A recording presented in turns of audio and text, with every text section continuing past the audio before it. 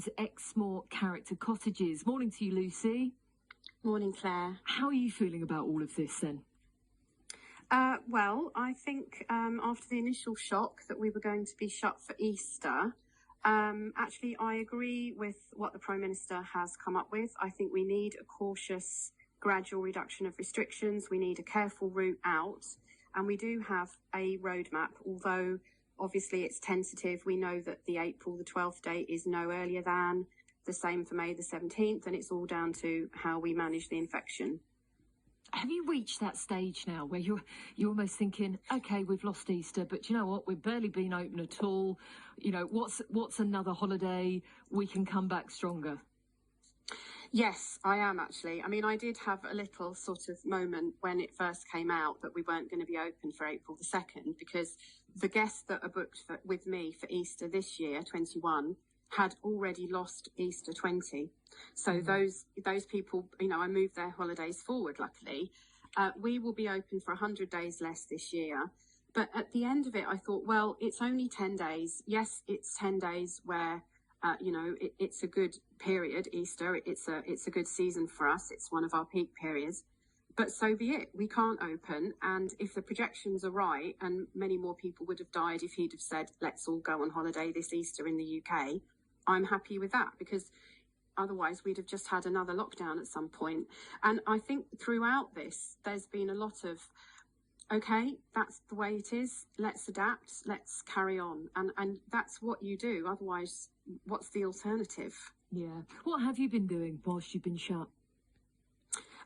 What have we been doing? Well, last year we were shut, as you know, for more than 100 days. So we did a huge amount of work there on cleaning protocols and recruiting a new team of housekeepers and training them. And we did some essential maintenance and we filmed some videos in the summer, which we'd never have been able to do because we're never empty in the summer. This year, it being, you know, November, December, January, there's not been a lot of too much we can do. But I have been doing some work to introduce some activities that we can use in what we call the shoulder season in holidays. So those are the winter time. So workshops in cottages. So learning how to make marshmallows or candles or wreaths. So fun things that people can do as indoor activities.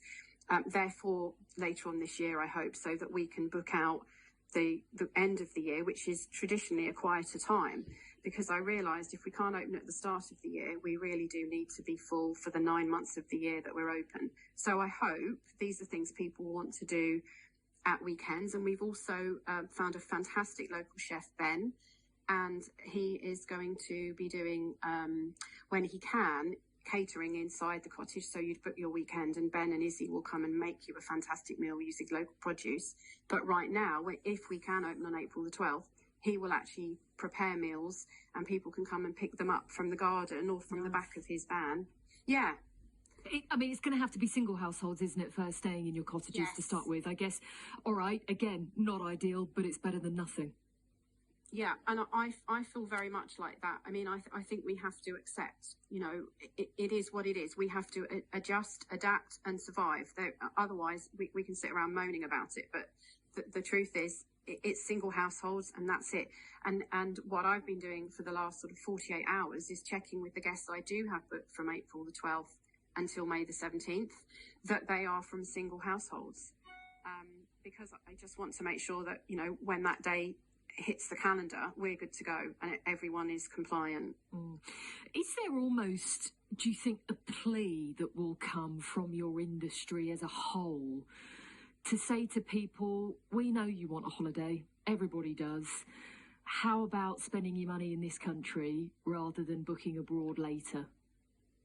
Yes, I do. And actually, I hope that the government will put some money behind a campaign to encourage people to book staycations so that the money does stay in the local economies, and also what we call nearcations. So, you know, we're in Somerset and 2 hours drive from here, you might be coming from Bristol or somewhere up the M5 and coming and having a very different experience for a short break.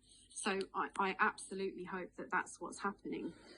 That someone somewhere is planning that campaign, because definitely we need it. And it's not just self-catering. You know, we're lucky we're in a position where we can open first. but you've got hotels, you've got B&Bs, you've got restaurants, cafes, pubs, I could go on, nightclubs, hairdressers, essential retail. Everyone in the local economies needs people's tourist spend. They need people getting their wallets out and buying things in their shops and their businesses. Lucy, I wish you all the luck in the world for the return to this. Thank you for being with us this morning. Lucy Green there, who runs Exmoor Character Cottages, speaking about reopening gradually. And I put this to you as well.